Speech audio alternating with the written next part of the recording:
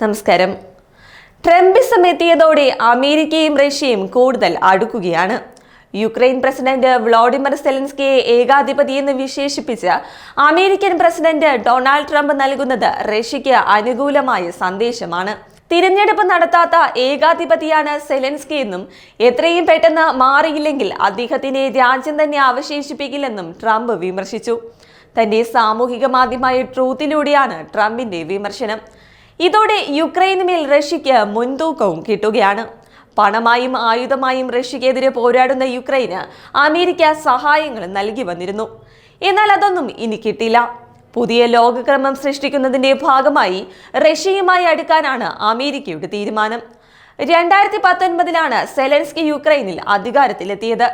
എന്നാൽ അധികാര കാലാവധി അവസാനിക്കുന്നതിന് മുമ്പ് യുക്രൈനിൽ റഷ്യൻ അധിനിവേശം തുടങ്ങിയതോടെ പട്ടാള നിയമം പ്രഖ്യാപിക്കപ്പെടുകയും സെലൻസ്കി അധികാരത്തിൽ തുടരുകയുമായിരുന്നു. അതേസമയം യുദ്ധത്തിന് ഉത്തരവാദി യുക്രൈനാണെന്ന് ട്രംപ് നേരത്തെ അഭിപ്രായപ്പെട്ടിരുന്നു. മാത്രമല്ല, സെലൻസ്കിക്ക് ജനപ്രീതിയില്ലെന്നും വെറും 4% ആളുകളുടെ പിന്തുണ മാത്രമാണുള്ളതെന്നും ട്രംപ് വിമർശിച്ചിരുന്നു. ഇതിനു പിന്നാലെ റഷ്യ പടച്ചുവിടുന്ന വ്യാജ പ്രചാരങ്ങളുടെ ലോകത്താണ് ട്രംപ് ജീവിക്കുന്നതെന്ന് സെലൻസ്കി തിരിച്ചടിച്ചു. ഇരു നേതാക്കളും തമ്മിലുള്ള അഭിപ്രായ വ്യത്യാസം കൂടുകയും അമേരിക്ക പതിയെ റഷ്യയുമായി അടുക്കുകയും ചെയ്തു.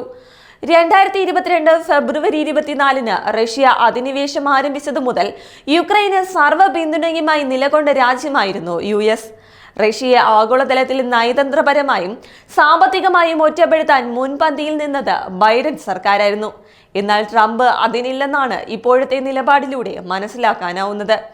ട്രംപും റഷ്യൻ പ്രസിഡന്റ് വ്ളാഡിമിർ പുടിനും തമ്മിൽ കഴിഞ്ഞ ദിവസം ഫോണിൽ സംസാരിച്ചിരുന്നു.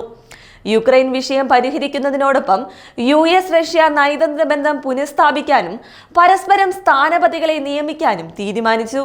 പുടിന് വിജയം അവകാശപ്പെടാനാകുന്ന തരത്തിൽ യുദ്ധം അവസാനിപ്പിക്കാൻ ട്രംപ് ധാരണയുണ്ടാക്കുമെന്ന റിപ്പോർട്ടുമുണ്ട്.